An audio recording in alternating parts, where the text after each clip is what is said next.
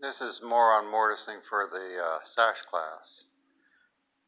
After you're laying out and you cut all your mortises, it kind of looks like this. It's ready to go through the Sash sticker right over here. But I want to talk a little bit more about the mortising. Okay, so these are mortises for bridle joints. These are for the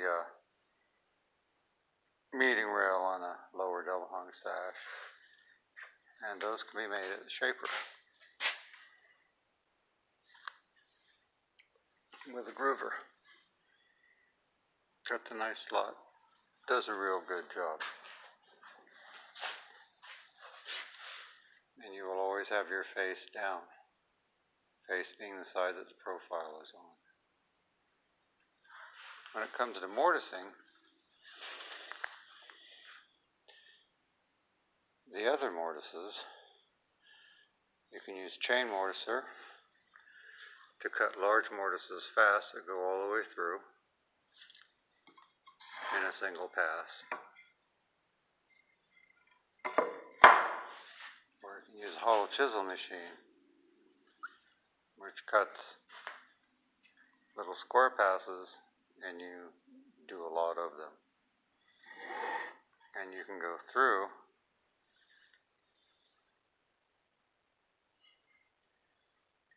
by going in from both sides.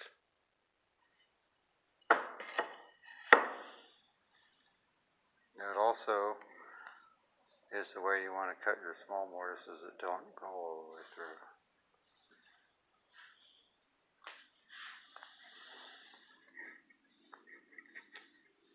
If you can achieve perfect centering on your mortising machine, it gives you the options of expedited mortising, because you can gauge all your cuts against the end of the parts, regardless of which side is the face. That's how these are done. The stop is at the end. The under table traversing stops regulate the length. This is a face. This is a face.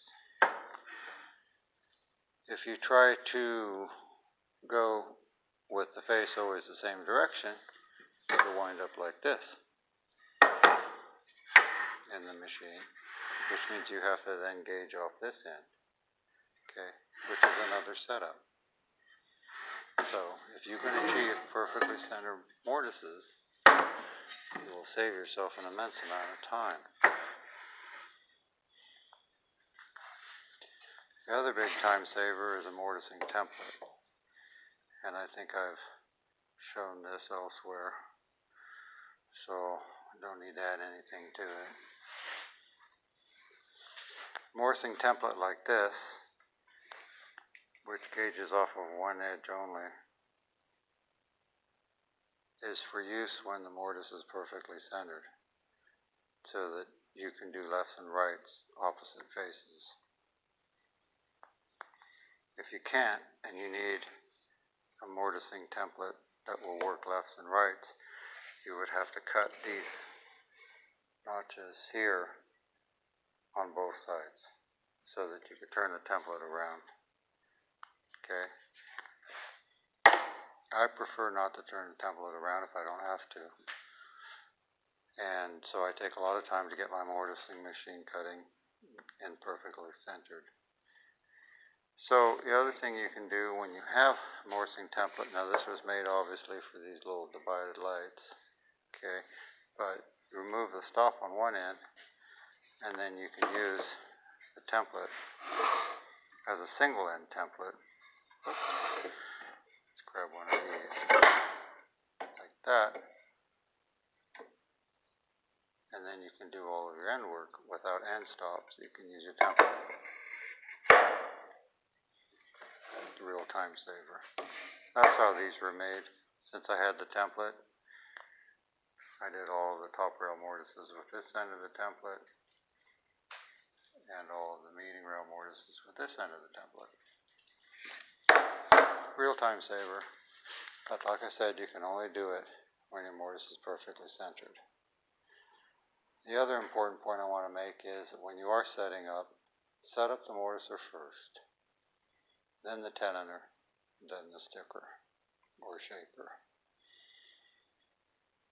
Your mortising tooling regulates the width of the mortises. Trying to get them a little bit wider or whatever is a headache. It doesn't work. You're confined by the size of your chisel or the width of your chain, or even the width of your shaper cutter. So the tenoner is totally flexible. It doesn't care how thick your tenon is or where it's located in the sticking.